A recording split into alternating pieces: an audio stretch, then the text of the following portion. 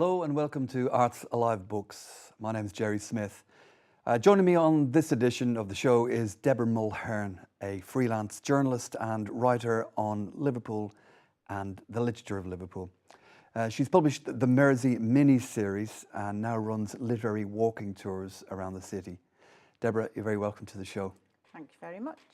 So, can you tell us a little background, first of all, about how you got interested in the literature of Liverpool and literature generally? Well, in 2007, which was Liverpool's 800th birthday, I started researching, well, I published this set of books, Mersey Minis, and that came out of about 2 years' research into literature of Liverpool.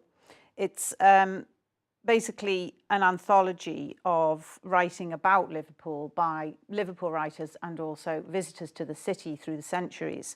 Now, I knew about some of the famous names that had been here because Liverpool being a port and sort of gateway to the New World of America in the 19th century. So I knew that Herman Melville, who wrote Moby Dick, had been here. I knew Dickens had been here.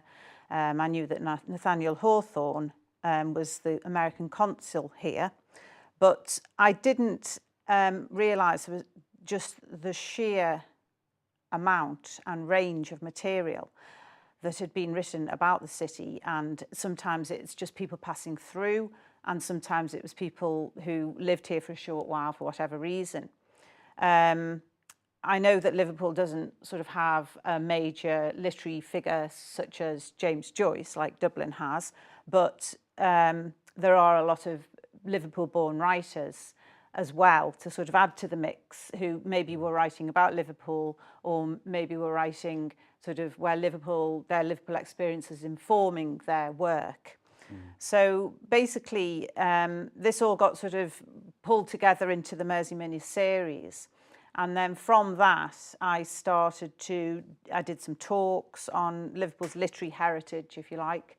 And then from that, the walks seemed to be a sort of natural progression of kind of sort of delving into the city in a sort of more literal way, if you like, so that you could actually walk around the city and see places that were connected to these writers and this marvellous range of material that they'd discovered and used. Well, before we go on to talk about the tours a little more, I mean, it must have been fascinating doing all this research. You've organised it into 5 volumes, haven't you? Yes. Landing, loving, leaving, living and longing. Yes, all the L words. Yeah. So why did you choose this particular format? Oh, because it wasn't my idea, it was a publisher's idea. My idea being I wasn't the sort of the person behind this beautiful, very creative kind of expression of the material.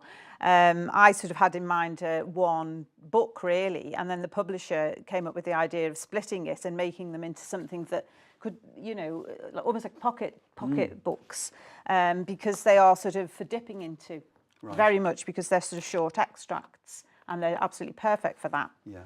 And the words that I had to then sort of come up with a sort of framework or like a concept around to sort of pull the literature together. So or rather to sort of how to kind of edit it down, organise it. So I came up with these L words, obviously, to alliterate with Liverpool. Really? And So tell us about some of the writers and some of the less famous ones and some of the more interesting passages that you discovered. It was just a huge amount. It was a massive discovery of, like I said, I knew about the sort of the Dickenses of the world, and other writers that came up were, well, some of my favourites. I mean, there's just so much, but one writer that I'm not saying I discovered him, but that came to Liverpool in the 1920s was a Czech sci-fi writer called Karel Čapek, and he was the first person to coin the phrase robot. And he came to Liverpool and talked about the new cathedral that was going up, the Anglican cathedral, and he was looking for somewhere to stay. And he writes this beautiful kind of, almost like a litany of all the ships and the types of vessels that he sees on the river, and a lovely description of the river. The lots of Americans came during the 19th century. You know, they tended to be sort of wealthy white men, but there are also people like William and Ellen Craft, who were born slaves, and they actually escaped from the plantation where they worked, and actually fetched up in Liverpool in the 19th century, and they describe a bit of their journey in a book they published. Lots of also abolitionists like Harriet Beecher Stowe came and, you know, was sort of charmed. I mean, she'd sold something like 1 million copies of Uncle Tom's Cabin the year before. Yeah. So she was, you know, very much a big celebrity, all kinds of people. And then you've got the writers from Liverpool as well. You brought along a selection of some of your sources, or some of the stuff that you're interested in. Yes. Not all of that appears in Mersey Minis, but this writer, for example, May Sinclair, was born on the Wirral, and she was she's not very well known, but she is actually quite an important modernist writer, and she was the first writer to kind of employ the phrase stream of consciousness in a literary context. Okay. It was actually, the phrase was kind of invented by William James, Henry James's brother, but she was the first person to use it when she was reviewing somebody else's literature. And she wrote her books, they cover quite a range of sort of literary styles, actually, and these are actually some ghost stories. She's quite interested in the supernatural. She is one writer. She's not actually in Mersey Minis because I don't know why, actually, but she wasn't. I suppose a writer who many people will recognise is J.G. Farrell. Yes. One of my favourite writers. Really? Yeah. He's a fantastic writer. He was born in West Derby. People think he's Irish, but he wasn't. He was born in West Derby, of Irish sort of origin, as many people in Liverpool are. And he really, I think he only wrote about 6 novels because he died in a fishing accident in the 70s, not long after he'd won the Booker Prize. But even though his books aren't set in Liverpool, they're quite interesting because I think that he's very interested in the sort of end of empire. And I think that in a way Liverpool kind of stood for that in a way at that time, sort of the early 20th century. I mean, he's got one about, that one is set in the Second World War in Singapore. And then he's got another one, Troubles, which is set in Ireland just before the Irish Civil War. And it's all about sort of little microcosmic communities under siege, if you like. The Siege of Krishnapur is his other novel. And I think he's very interested in the sort of crumbling British Empire on a sort of personal, on a political level, going right down to the sort of personal level, sort of people under duress in a sort of siege situation. Yeah. And I don't, it's sort of almost not a coincidence that he's from Liverpool, because there would have been all these influences. You know, he would have seen all the, you know, the liners at the docks, and his father had worked in India, and, you know, there's all these sort of cross currents that I think that, you know, maybe that's where he's got his sort of interest from. Well, in the second half of the show, we're going to go on and talk a little bit about the Cunard events, which are coming up later in the year. Yes. But before that, about the walks, the literary walks, how did they come about? Well, they were a sort of natural progression of doing the books, the Mersey Minis books in a way. And I'd done some talks, and then I started developing a sort of series of literary walks with the Blue Coat about 3 years ago, 2012. And they've sort of built up from there, really. And I realised that I was sort of doing them in a sort of thematic way, where you could sort of look at different periods of Liverpool's literary history, if you like. So I started with the sort of Georgian period, but also bringing in different literary styles and how sort of Liverpool writers fed into that, and vice versa. And it's really just the sheer amount of material, as I say. There's so much material. Yeah. That's either, you know, it's not necessarily set in Liverpool, but it's kind of related in some way to Liverpool's history, or it's writers coming here for different reasons who have, you see, a lot of people who sailed across the Atlantic would have reached Liverpool, and for many people it was their first footfall in Europe. And many of them would have been of European descent, so they were coming to the old home. Yeah. And in fact, I think Nathaniel Hawthorne wrote a book called Our Old Home because he was very interested in all this. And many of the writers sort of use these themes about, you know, these kind of cross currents, as I say.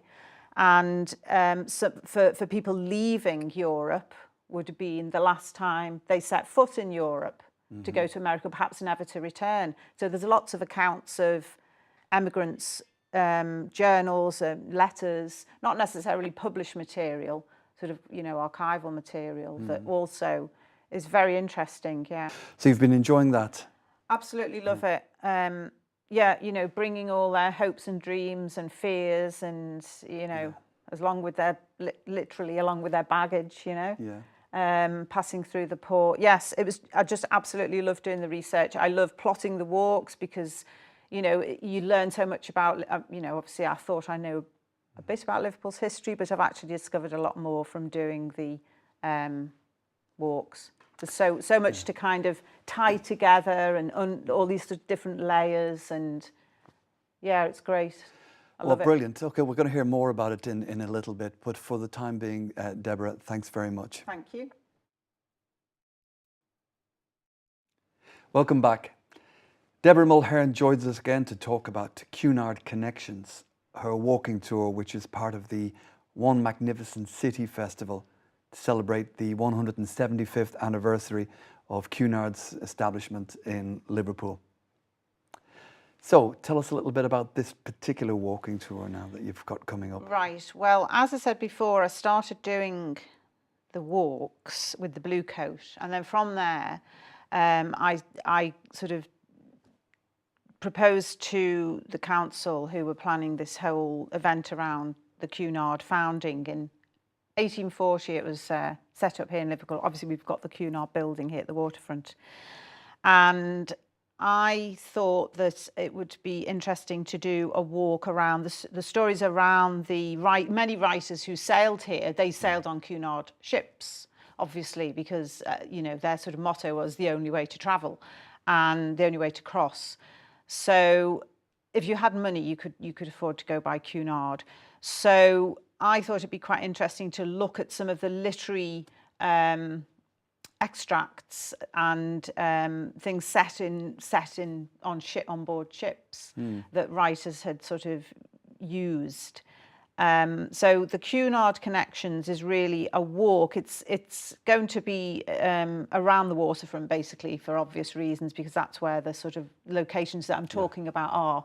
And it's going to look at the stories of some of the ships. I mean, there's probably over 100 ships that I could talk about in the whole of Cunard's history, but I've got to focus in on, you know, so 10 or so. So I'm picking some of the famous ships that are sort of sailed to and from Liverpool, and some of the lesser known ships and the writers who sailed on them and their experiences, and through that sort of opening up sort of aspects of Liverpool's history, so that, you know, and Liverpool's importance to Cunard and vice versa. Okay, so tell us about some of those ships and some of those writers. Well, we've got our friend Charles Dickens, who was sailed on the very first Cunard ship, the Britannia. He's probably the most famous literary traveller on Cunard. He had a terrible time on the voyage. It wasn't the maiden voyage. It was a couple of years later, in 1842. He went across to do a sort of tour of speeches and such like, and he wasn't happy at all. He came. I'm talking about the age of steamships now, obviously, not sailing ships. He came back on a old-fashioned sailing ship because he didn't trust the steamship anymore. It was so in this. This is a sort of collection of his journalism and essays, The Uncommercial Traveller, and actually, it's not in that one. I've brought the wrong book. It's in American Notes. You'll have to edit that bit out. Okay. Sorry. In American Notes that he wrote about his travels in America, he also describes the voyage which was, he likens being on the ship to being on a sort of hearse with windows. And it was horrible. And he came back on a sailing ship. Okay. And you've got Beryl Beryl Bainbridge uses the Cunard, Samuel Cunard, who set up the company. He got the sort of lucrative, it was all about the mail, and he got the lucrative sort of contract to take the mail across. And but there was they got sort of government subsidies. He was actually a Canadian Cunard, not English, but there was a price to pay, and that price was that during wartime, the British government could requisition his ships, which they did. And a lot of the ships sort of served during the war. And one of the ships that served during the Crimean War was the Cambria. And it comes into that book, Master Georgie by Beryl Bainbridge. They travelled to the Crimea basically on that. And I mentioned the slaves the ex-slaves who sort of escaped earlier. Yes. They actually travelled on the Cambria and arrived here on the Cambria from Boston, Halifax, Nova Scotia. Okay. So there's lots of sort of interesting connections, and well, that's why it's called Cunard Connections. And which parts of the waterfront are you focusing on? Well, it's going to start at the Cunard building, obviously. It's going to go, well, I'm going to tell you the route actually, Jerry. Okay. You'll just have to come along. I don't want to give it all away, do I? But we're going to end actually inside the Maritime Museum, the Merseyside Maritime Museum, because the Lusitania exhibition will be on there. There is a Lusitania exhibition on there. And it's in preparation at the moment. It's actually opened. Oh, is it open? It's opened, yes. Okay. It opened at the end of March. Excellent. So we'll end up inside the Lusitania exhibition, although I'm not actually going to be talking about the Lusitania. I am talking about the Lusitania, but at a different location. It's a different ship that I'm talking about there. And anyone who comes along would like to come along on the tour, find out which ship and why. Okay, so tell us about some of the other writers that you've encountered. Okay, well, some of the lesser known writers, well, we're talking about the Lusitania, which came to a very tragic end because it was torpedoed off the coast of Ireland in 1915. And one of the writers, who wasn't a famous writer, in fact, worked at Port Sunlight, but wrote her sort of memoirs because her brother was on the Lusitania. And she writes a rather poignant account of going to she lived on the Birkenhead side of the river, and she talks about seeing all the people going over to, try and find out, to the Cunard building to try and find out what's happened to their loved ones, including her brother. The propeller of the Lusitania is outside the Maritime Museum by Canning Dock, so that's sort of actually off the ship itself. The Maritime Museum has got some amazing Cunard-related material, actually. It's very interesting, but when we go inside, there will be time for people to have a look around properly at the exhibition, Lusitania. So that lady, as I say, wasn't a famous writer, but she did write her memoirs, including this terrible thing happening at this time, and she talks about the riots that ensued after the sinking of the Lusitania. There were anti-German riots in Liverpool. Yeah, yeah. I mean, it's very fitting in some ways that a city that has such a strong connection with the sea should have the festival and should have such a strong tradition, in a strong literary tradition.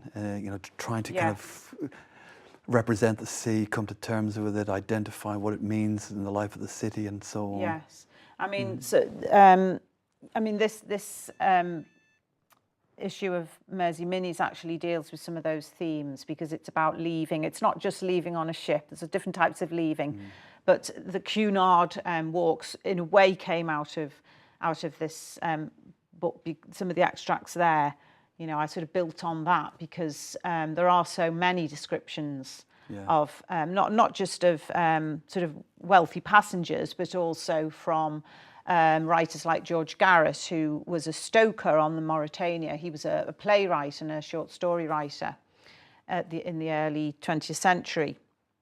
And it's a rare working class voice, that where you see literally below decks rather than the passengers. Like Henry James, the writer Henry James, sailed backwards and forwards across the Atlantic many times, often on Cunard, but he's dealing with the upper class basically, and that goes for quite a lot of the published accounts. But so it's quite nice to be able to include something from different voices as well. Yeah, that's what I was thinking in the first half. We were talking about, a lot of the representations will be from people who are relatively privileged. I was wondering if maybe something like the ballad tradition or the shanty tradition might be a more kind of working class voice or response to the whole phenomenon of Liverpool as a place in their kind of imagination. Well, I suppose ballads and shanties were sort of work songs, weren't they, on board? And once steam came in, I mean, that's one thing that's quite interesting about the descriptions of steamship, sailing on a steamship, where you get there's very different sort of sounds and smells, as well as the actual physical experience of being on the ship. There's a different kind of feel to it. There's literally different vibrations, if you like. And some of the writers kind of pick up on this, and writers who've been on sailing ships. I mean, there's one guy who sailed in 1805 on the old sailing ships, and then sailed. A lot of people came in 1851 for the Great Exhibition, and many of them would have come on steamships. And there's one writer, an American writer, who comes on, describes both and picks up on the different sort of physical sensations. You don't see so many sailors up on deck. You don't hear the shanties and the work sort of songs and all the, the hauling of the ropes and everything. That's all gone as you move through the century. So I suppose that they were experiencing that kind of change, and the being on board ship, the technological advances as they move through the century, is sort of like, I mean, it's partly a microcosm of society in a way, but sort of like it's like a little town. Well, thanks very much, and thanks for joining us tonight on the show in the studio. If you have any comments or suggestions for the show, please contact us at artsalivebooks@baytvliverpool.com, and we look forward to hearing from you. Thanks very much again, Deborah, and see you for the next edition of Arts Alive Books. Good night.